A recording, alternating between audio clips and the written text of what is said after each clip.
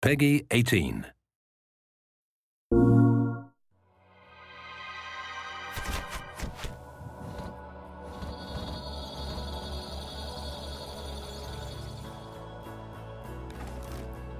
Blacklight Retribution is a free-to-play, first-person shooter. It takes place in a universe that's sort of dystopian, dilapidated, maybe 20, 30 years out in the future.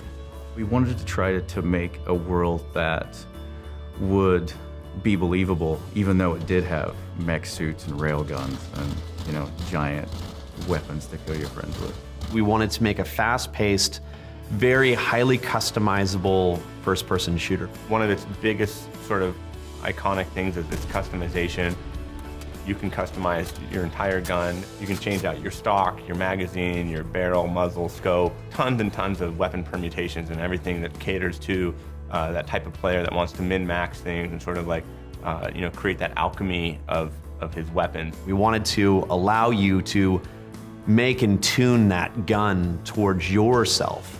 And as we moved into Blacklight Retribution, we allowed you to define your entire character.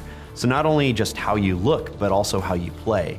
What we wanted to do when we first started talking about Retribution was allow a medic class not just to have an assault rifle. If you are a medic, you can have a heavy machine gun, or you could be a sniper, you can be an X or Y or Z. We want the player to define their play experience and their play style, not us. In the digital free-to-play world, there's a lot of interaction with the community. We're constantly updating it and we're constantly patching it. You put out a mainstream title and it comes out, there's a DLC for X years, and then the second one that comes out, nobody usually keeps on playing. With a free-to-play, it's the same game and it just evolves. It's all about the players. It's all about the fans getting in, exploring, or finding it for the first time and playing. We want to allow people to explore, find it. And so new players can come in, or they can try it a year before, and as they come back in, they play it again. It's completely different. It's constantly changing. And it's really up to us, and it's really up to the developer to want to change and to want to kind of have that ebb and flow of development.